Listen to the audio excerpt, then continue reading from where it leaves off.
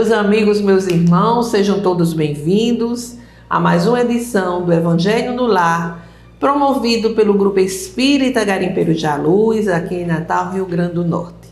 É sempre uma alegria renovada essa oportunidade de nos conectarmos com vocês num momento abençoado, que é exatamente esse momento de refletirmos os ensinamentos de Jesus, de possibilitarmos que Ele chegue em nossa casa, que Ele entre e fique conosco. Reunião da família, o encontro da família com Jesus. Mas se ninguém quiser estar junto, faça sozinho. Dia e horário ali esteja, porque você poderá estar sozinho fisicamente. O seu guia estará com você e outros benfeitores espirituais. Não vamos esquecer o recipiente com a água que é fluidificada durante a reunião pelos guias espirituais. Vamos fazer a nossa leitura, a leitura preparatória, livro Pão Nosso, psicografia de Chico Xavier, ditado pelo Espírito Emmanuel. Hoje nós vamos ter o capítulo, mensagem 109. 3 imperativos. E eu vos digo a vós: pedi, dá-se-vos-á, buscai e achareis, batei e abre-se-vos-á. Jesus, registro de Lucas, capítulo 11, versículo 9. Pedi, buscai, batei. Estes 3 imperativos da recomendação de Jesus não foram enunciados sem um sentido especial. No emaranhado de lutas e débitos da experiência terrestre, é imprescindível que o homem aprenda a pedir caminhos de libertação da antiga cadeia de convenções sufocantes, preconceitos estéreis, dedicações vazias e hábitos cristalizados. É necessário desejar com força e decisão a saída do escuro cipoal em que a maioria das criaturas perdeu a visão dos interesses eternos. Logo após, é imprescindível buscar. A procura constitui-se de esforço seletivo. O campo jaz repleto de solicitações inferiores, algumas delas reclamadas de sugestões brilhantes. É indispensável localizar a ação digna e santificadora. Muitos perseguem miragens perigosas à maneira das mariposas que se aproximam pela claridade de um incêndio. Chegam de longe, acercam-se das chamas e consomem a bênção do corpo. É imperativo aprender a buscar o bem legítimo. Estabelecido o roteiro edificante, é chegado o momento de bater a porta da edificação.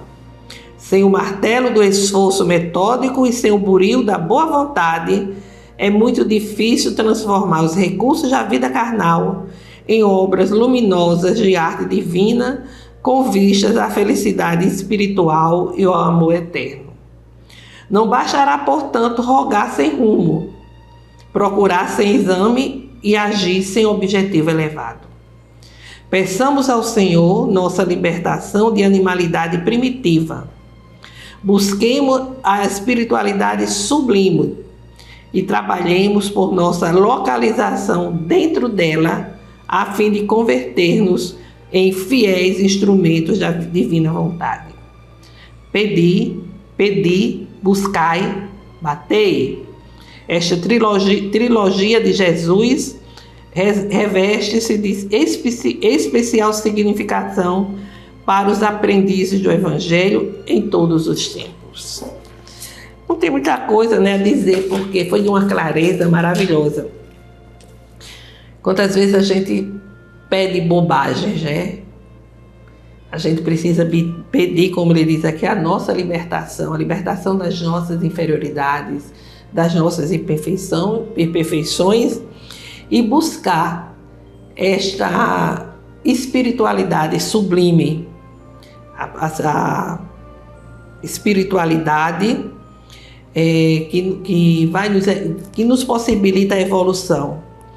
E vamos ter que realmente trabalhar para que isso ocorra, para que isso aconteça. Vamos fazer a nossa prece inicial. Elevar nossos corações, o nosso ser ao alto, para entrarmos em sintonia com as forças do bem, as forças universais do bem. Senhor Jesus, com a vossa compaixão e misericórdia, dai permissão para que os vossos servidores, os guias espirituais, venham nos ajudar na realização do Evangelho no lar, nos trazendo a intuição quanto às reflexões que iremos efetuar. Fica conosco, Jesus, agora e sempre. Que assim seja. Bem, meus amigos, o Evangelho no lar dá prosseguimento, né? As reflexões trazidas por nossa irmã Joana de Ângeles no livro Florações Evangélicas. E hoje ela vai nos trazer reflexões do item 7 do capítulo, item 7 do segundo capítulo, que é o segundo capítulo do Evangelho segundo o Espiritismo, né? Que é exatamente o capítulo Meu Reino não é deste mundo, e faz parte ainda do ponto de vista de Kardec, que ele apresenta seu ponto de vista com relação ao que pensamos da vida futura, né? Se o nosso ponto de vista é um ponto de vista voltado para os bens terrenos ou para uma vida futura, que é a vida que Jesus fala quando nos diz: meu reino não é deste mundo. Então ela vai selecionando trechos e analisando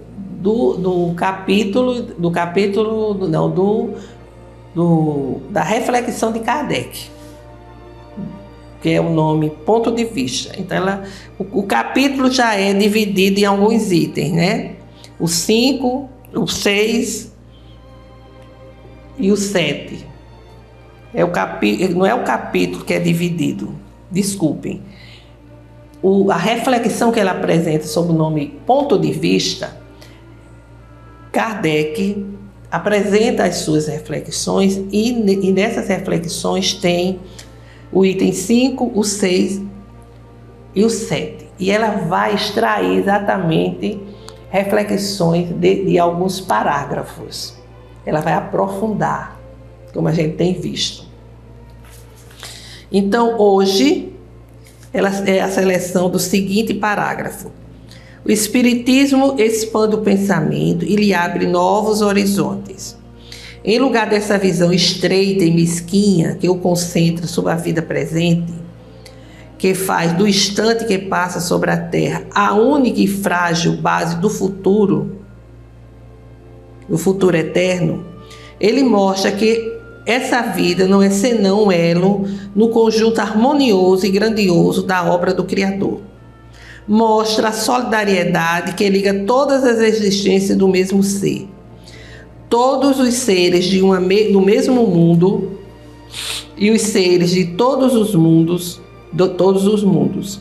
dá assim uma base e uma razão de ser a fraternidade universal, enquanto que a doutrina da criação da alma no momento do nascimento de cada corpo torna todos os seres estranhos uns aos outros.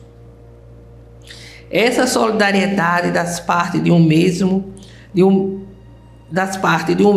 todo explica o que é inexplicável, se considerar apenas o mesmo essa solidariedade das partes de um mesmo todo explica o que é inexplicável se se considera apenas uma parte. É esse conjunto que ao tempo do Cristo os homens não teriam compreendido e por isso ele reservou conhecimento para outros tempos. Desculpe a leitura, não foi muito boa, a letra é muito miúda, mas aqui Kardec faz essa reflexão, né? Que o Espiritismo expande o pensamento sobre a vida, né? Novos horizontes. A vida não é restrita à experiência terrena e que essa vida terrena se coloca como muito frágil quando se pensa que ela é única. Mas o Espiritismo veio trazer, ampliar, né, o conhecimento, as orientações de Jesus, à medida em que fala exatamente das vidas sucessivas da matéria, né, que fala que todos os seres devem estar em fraternidade, em solidariedade. Não sei se vocês perceberam que Kardec diz que a vida é um elo no conjunto harmonioso e grandioso da obra do Criador. A vida é um elo, ou seja, que liga todas as criaturas e que nos faz ligar ao Criador. E que existe solidariedade que liga todas as existências. O que é isso? Aquilo que eu já construí, aquilo que eu já consegui em uma existência, eu posso levar para a próxima encarnação. É a solidariedade entre as existências. Assim como a solidariedade entre os mundos, que é uma base da fraternidade, a solidariedade entre os mundos, né? E também no mesmo mundo. Aquilo que vai se alcançando, o conhecimento que se vai adquirindo, o progresso que se vai adquirindo, ele pode ser expandido naquele mesmo mundo e entre outros mundos. Por quê? Porque quem é que vai levar esse conhecimento adiante? É o ser imortal, é o espírito, que vai reencarnando e assim dando a possibilidade, assim fazendo com que haja a possibilidade de contribuição com as outras criaturas. Então, com relação a isso que Kardec diz, né, a esse parágrafo, Joana de Ângeles, ela compõe o capítulo 7, que ela dá o título de Problemas Pessoais. E diz, fala realmente ao nosso íntimo. Os teus problemas são são problemas iguais aos de todas as pessoas. Ou seja, todo mundo tem problema.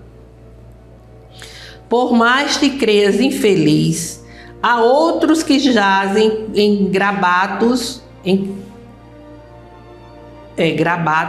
de maiores dores ou que estão encurralados em sombras mais espessas. Mesmo que teimes em ignorar, desfilam ao teu lado na passarela da ilusão os campeões do infortúnio e brilham nas disputas sociais os ases do sofrimento, sob cargas de desespero que não suportarias. Ou seja, todos nós, no cenário terreno, temos problemas. Pessoas que têm problemas semelhantes iguais aos nossos. E outros que têm problemas muito mais graves, muito mais angustiantes. Os teus são os problemas do cotidiano que todos experimentam, mas que se avolumam e se agravam por leviandade ou rebeldia da tua parte. Nós temos problemas do cotidiano, quem não tem? E a gente pode agravar. É o que ela diz aqui. e até ampliar, por nossa irresponsabilidade, por nossa rebeldia. A gente sabe perfeitamente disso. Não desconheces que o renascimento, ou seja, reencarnar, é condição impostergável e que ele é exigido a todos os espíritos endividados para benefício deles mesmos. Ao revés de punição, é precioso auxílio que lhes faculta a liberação dos pesados débitos contraídos nos dias da ignorância. Nenhum de nós tem estado isento de ressarcir. Trânsfugas da reta conduta, somos o que merecemos. A exceção única é Jesus, o nosso modelo e guia. Mesmo assim, ele enfrentou problemas sobre problemas até o triunfo da ressurreição. Ou seja, até o triunfo dele retornar para se conviver ali entre as pessoas, não no corpo de carne e osso, como a gente já sabe, mas no corpo perispiritual. A semente que se beneficia e se desdobra no solo fértil enfrenta o problema da terra que a esmaga. A flor que aromatiza sobre o problema do inseto, que ele suga a vitalidade e a fecunda com outro pólen. Ela vai mostrando aqui várias situações em que a vida, em todas as manifestações, é uma sucessão de testes e exames a que são submetidos os aprendizes da evolução. Veja que ela diz também: o rio cantarolante que esparze linfa preciosa para a manutenção da vida experimenta o problema do leito em que corre. Todas as manifestações da vida enfrentam exatamente os testes, as dificuldades específicas para cada um. Aí ela vai prosseguir e diz assim uma orientação que é muito oportuna, porque sem querer a gente comete. Poupa os teus amigos a litania improdutiva dos teus problemas. Eles também os têm, conquanto não se queixem a teus ouvidos. Quantas vezes a gente está tão sufocada por um problema, está assim, em tanta aflição, que a gente liga para uma pessoa amiga e vai desbulhar todo o nosso sofrimento, né? Vai colocar todo o nosso desespero. E quantas vezes essa pessoa está também numa aflição muito grande, está também sofrendo até em demasia, está passando por suas situações provacionais. Medita as lições evangélicas e supera-te, banhando o teu espírito no precioso lenitivo da mensagem sublime. Quando, porém, as tuas dificuldades se fizerem maiores e teus problemas se tornarem mais difíceis de serem suportados, em atitude de respeito ao teu amigo ou irmão, busca narrá-los com serenidade, com seriedade, sem as complicações do pieguismo, nem as rebeldias da alucinação, ouvindo-lhe depois os conselhos, as sugestões, as boas palavras.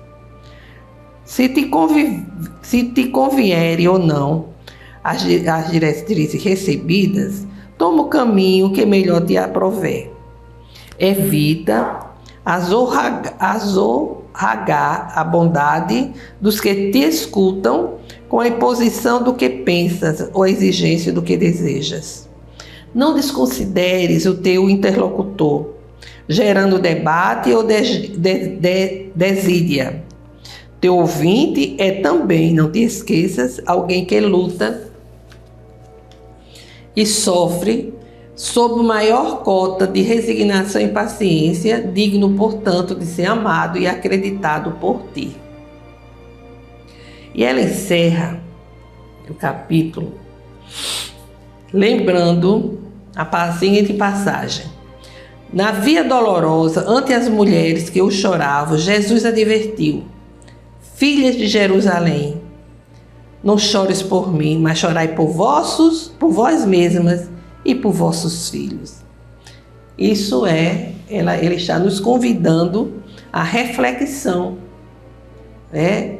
Por que devemos sofrer por nós mesmos, como ele diz aqui? Sofrer diante das nossas imperfeições, das nossas inferioridades que nos conduzem a errar, que nos conduzem a nos comprometermos perante as leis divinas, né? E pelos filhos também. É um convite à reflexão e ao fortalecimento do bom ânimo. Do bom ânimo para que podemos nos libertar de tantos problemas. E é muito... Esse capítulo toca realmente a todos nós, porque nós estamos no cenário terreno, nós reencarnamos para nos aprimorarmos. A gente já ouviu demais isso. Nós estamos em uma jornada evolutiva, e nessa jornada evolutiva nós precisamos vencer a nós mesmos. O que significa isso? É vencer imperfeições, viciações, maus hábitos que nós conhecemos. Basta que a gente faça uma autoanálise. A gente reconhece, a gente identifica, embora não aceite que outro assim o diga. E nessa jornada evolutiva, nesse processo de aprimoramento, nós também temos um processo para corrigirmos um passado de erros. E os erros cometidos, eles nos chegam através de problemas, né? Problemas pessoais os mais variados. E são problemas que muitas vezes nos fazem sofrer, nos fazem chorar. E a gente fica sem saber por quê. Nós nos achamos merecedores daquelas dificuldades. De uma doença degenerativa, por exemplo. E você, de repente, se encontra num processo dessa natureza. E quantas vezes nós perguntamos: meu Deus, por quê? O que eu fiz de errado para essas limitações, para essas dores, esse sofrimento? Se tivermos a ideia de que a vida é só uma, nós experimentamos a vida uma só vez, que é a que estamos vivenciando na Terra, fica difícil. Ou a pessoa pega o sofrimento, o problema, e transforma em sublimação, pela fé que tem em Deus, pela fé que tem que Deus tem os seus propósitos, ou entra em desespero, né? Chega até a blasfemar, a dizer coisas horrendas com relação a Deus, e quando se vai levar uma palavra de conforto, falar em Deus, em Jesus, não aceita. Acho que a gente já viu situações dessa natureza. Mas é o Espiritismo que vai nos trazer essa outra realidade da vida, né? Vai nos falar da imortalidade do Espírito, o Espírito que cada um de nós é. Vai nos falar da reencarnação, vai nos elucidar sobre as dificuldades, sobre o sofrimento, né? Nos dizer que diante da vida, dos problemas, até os problemas pessoais, cotidianos, né? Nós estamos a nos fortalecer, nós estamos aprendendo cada vez mais. É a história do aluno, né? O aluno, quando negligencia o estudo, ele é reprovado, repete de ano, vai voltar para a mesma série, com os mesmos com os mesmos ensinamentos para aprender, para recapitular, para se aprimorar. Assim somos nós na Terra, voltando à escola da Terra, porque não fomos bons alunos. Fomos reprovados, e aí a gente vai passar pelas mesmas situações, só que as situações, dependendo, as situações estão mais graves, né? Os problemas são os problemas pessoais, são os problemas familiares, são os problemas que o cotidiano nos apresenta. Quer dizer, olha, você precisa se aprimorar. Esse problema está sendo a oportunidade de você fazer o bem, de você amar o seu próximo. Aquele filho complicado que lhe insulta e que você liga para aquela amiga e desbulha, chora e a amiga escuta e tem problema semelhante ou até pior. Lembro de uma amiga maravilhosa, boníssima, que ela tinha uma filha extremamente difícil, muito agressiva, e que certa vez estava tão sufocada que ligou para outra. Outra assim tinha uma religiosidade muito intensa e chorou e se desbulhou em lágrimas, e a amiga escutou de bom coração e disse que ela tivesse paciência, tivesse tolerância. E nas horas mais difíceis, tinha alternativa da oração. E ela ficou assim, sem entender. Mas isso, você acha que isso é solução? Aí a amiga respondeu: querida, é o que tem funcionado aqui em casa. Aquele meu filho que você conhece, bastante rebelde, agora está usando drogas. Ou seja, aquela amiga escutou pacientemente, com bom coração. Poderia ter dito: olha, mulher, não venha com suas churumegas, porque o peso aqui em casa está pior.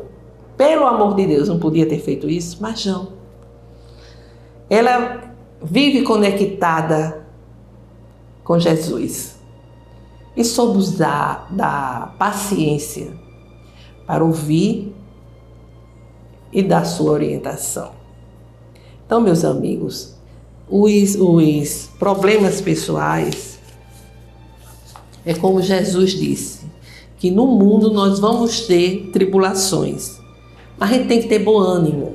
E ele diz mais: eu vim e venci o mundo. Deu o seu testemunho, deixou o seu exemplo, para que a gente possa colocá-lo em prática. É uma mensagem que nos convida ao bom ânimo, que nos convida a encarar, a enfrentar os problemas pessoais como uma oportunidade de crescer, de amadurecer. E o Evangelho no lar certamente ajuda e muito, porque esses problemas passam a ter uma conotação menor, não mais tão grave. E a gente passa a administrá-lo de uma melhor maneira.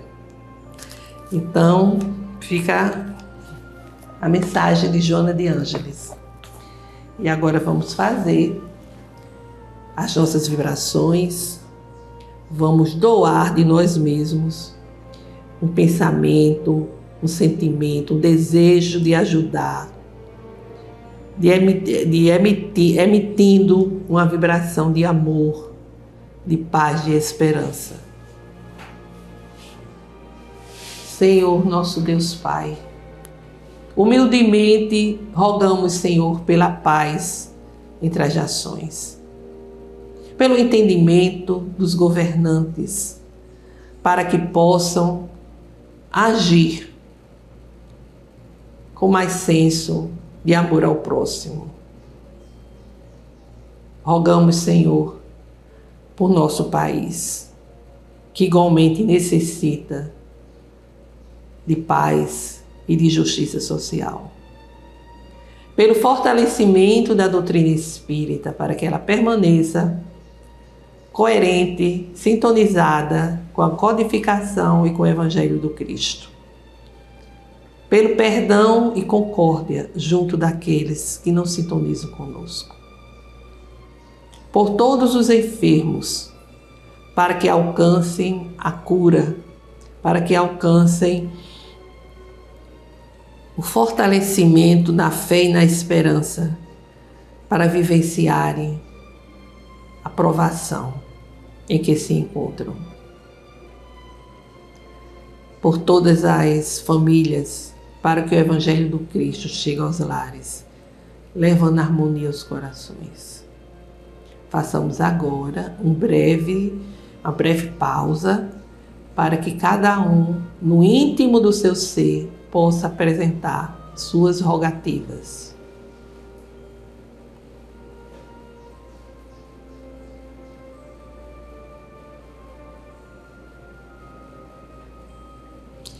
Nosso Pai que estás em toda parte, glorificado e santificado seja o vosso nome no louvor de todas as criaturas. Venha a nós o vosso reino de amor e sabedoria, seja feita a vossa vontade, acima dos nossos desejos, aqui na terra e em todos os ciclos espirituais. O pão do corpo, o pão do espírito, dai-nos hoje. Perdoai, Senhor, as nossas dívidas, ensinando-nos a perdoar os nossos devedores com esquecimento de todo mal, não permitindo que venhamos a cair nas tentações das nossas próprias inferioridades. Livra-nos, Senhor, de toda maldade, pois vosso é o reino, o poder e a glória para todos sempre. Que assim seja.